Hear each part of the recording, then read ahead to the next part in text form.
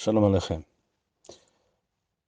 Much of what you say is true, but it is also subjective.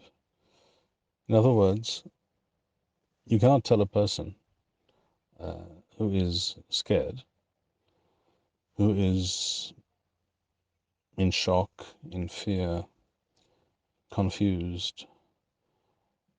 You cannot tell such a person, go outside, go about your business as usual, ignore everything that you're feeling, that you're hearing, ignore the lack of certainty, forget the fact that you don't even know what's really going on, etc., etc.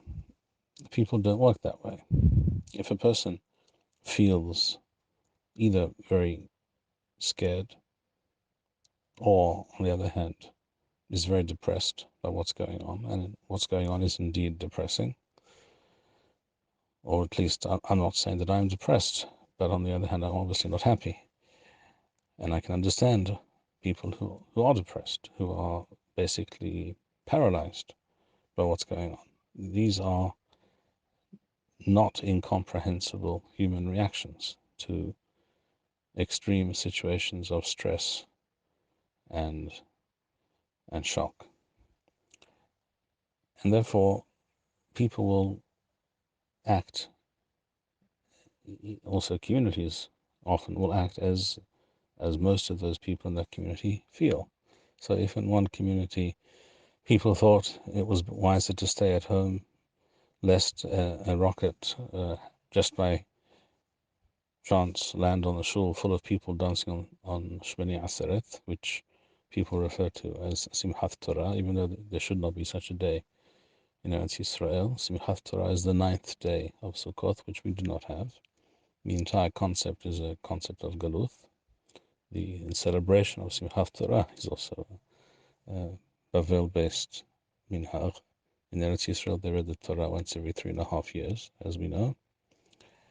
If people feel that way, and you can't promise, you cannot guarantee that missiles will not fall, and that one of them will not fall on a shul packed with people. You cannot make such a promise. You can say regarding yourself, I am willing to take that risk, and I will continue walking the street, and I will not run into a miklat every 5 minutes, or whatever it is.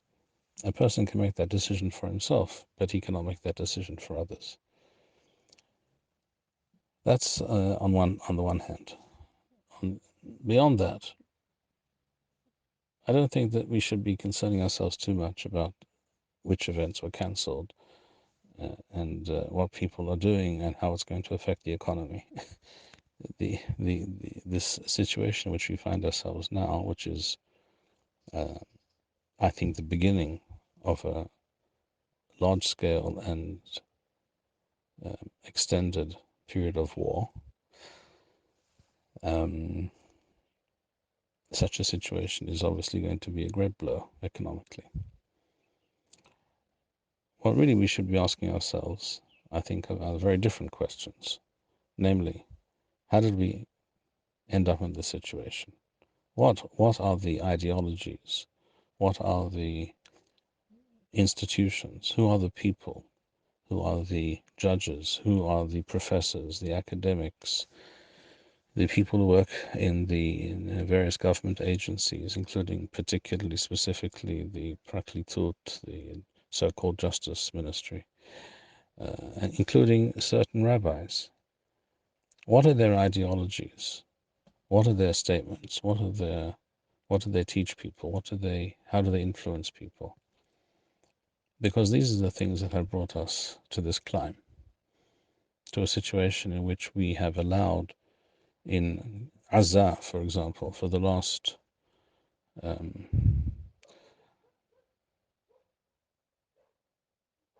16 or 17 years, at least, perhaps it would be more correct to say 20 years plus, we have allowed our enemies to entrench themselves and build up their military strength and their capabilities in order to pull off what they pulled off the other day.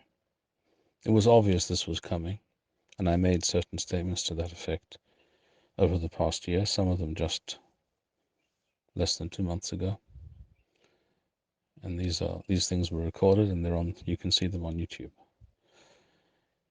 And other people also predicted certain things like this. For example, Aluf Bamiluim Yitzhak Barik, who is one of those rare ex-military generals who tells it like it is, who understands the situation, who has been warning of all this for many years.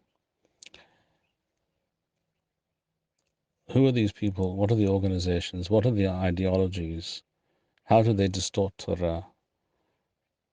This is what we should be discussing, because it's only when we grapple with these root causes that we will truly begin to turn things around.